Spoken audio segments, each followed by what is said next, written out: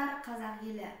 Ашшыбұлақ арнасында таңғы жаңалықтар. Эфирдің жүргізушісі мен Хабидолда Береке. Бүгінгі жаңалықтан көретіндеріңіз. Мектебіміздің оқушылары мен ұстаздары неге қуанышты? Ұстаздар онкүндікке қандай дайындық деңгейінде? Онкүндік аясында қандай жұмыстар жүргізілмек? Осы жайында мен сіздермен бөлісетін боламын. Дәл бүгін 2022 жылдың 24 қаңтарында Көкқайнар ауылы номер 44 орта мектептің қазақ тілі мен әдебиеті бірлестігінің онкүндігі ашылып жатыр. Айта кететін жайт, оқу жылын дәстүрлі форматта бастаған білім ордасы 2022 жылдың 17 қаңтарынан бастап жартылай қашықтықтан және жартылай штаттық режимде оқуды бастаған болатын. Штаттық режимде білім алып жатқан оқушылардың қуанышында шек жоқ.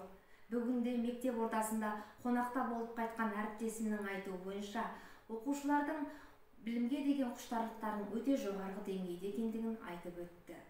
Қазақ тілі мен әдебиеті бірлестігінің онкүндігі ашылу мақсатында, жұмысты барлау мақсатында Рахымжан Маржан әріптесім барып қайтты. Тамашалайық.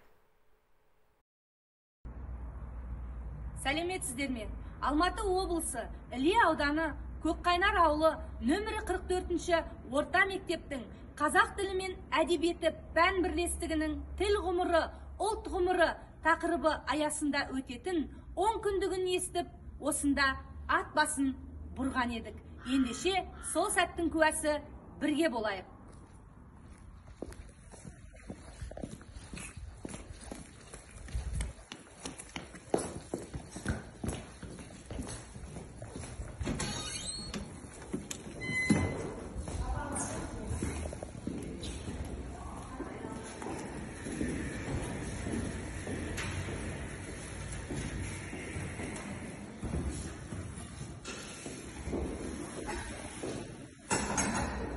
Сәлеметсіз бе ағай? Мектептеріңізде онкүндіктің ашылуына байланысты қызу дайындықтың иісі шығып тұр. Енді қандай дайындық үстіндесіздер? Сәлеметсіздер ме? Қош келдіңіздер.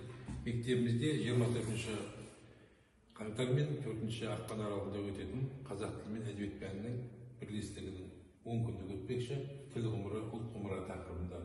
Соған байланысты қазіргі таңда біз мынау бірінші безендіру жұмыстарымен айналысып жатырмыз. Мектептің кіре берісіне осы апталықтың ашылуына байланысты баннерді іліп жатырмыз. Жаңа ғана акт залындағы сахнаны безендіру жұмыстарын аяқтап келдік. Осындай жұмыстарды атқарып жатырмыз қазіргі таңда. Ал енді онкүндік аясында қандай жұмыстар жүргізілмек? Осы жөнінде білу үшін қазақ тілі мен әдебиеті пәнінің мұғалімі Әлихан Нұрбашаны сұхбатқа тарттық. Сәлеметсіз бе? Біздің онкүндіктің ашылуына байланысты қазір сағат 12-де құнды білімге құнарлас лотереясы ойнатылып, жеңімпаздарымызға дәмді тағамдар ұсынылады. Биылғы жылдағы ұйымдастырылып жатқан жұмысымыздың бір жаңашылдығы 7, 8, 9 сыныптар және ұстаздар арасында оқуға құштар мектеп жобасы аясында квест ойыны жоспарланып отыр. Онда көркем шығармалар оқуға беріліп, білім бәйгесі ұйымдастырылады. Сұхбатыңызға рахмет. Сіздермен бірге болған Ашшыбұлақ телеарнасының тілшісі мен Маржан Рахымжанова. Келесі сөз әріптесім Береке өзіңде. Осымен бүгінгі жаңалығымызды аяқтаймыз. Апта бойында бізден жағымды жаңалықтар күтіңіздер. Онкүндікке атсалысыңыздар. Сау болыңыздар.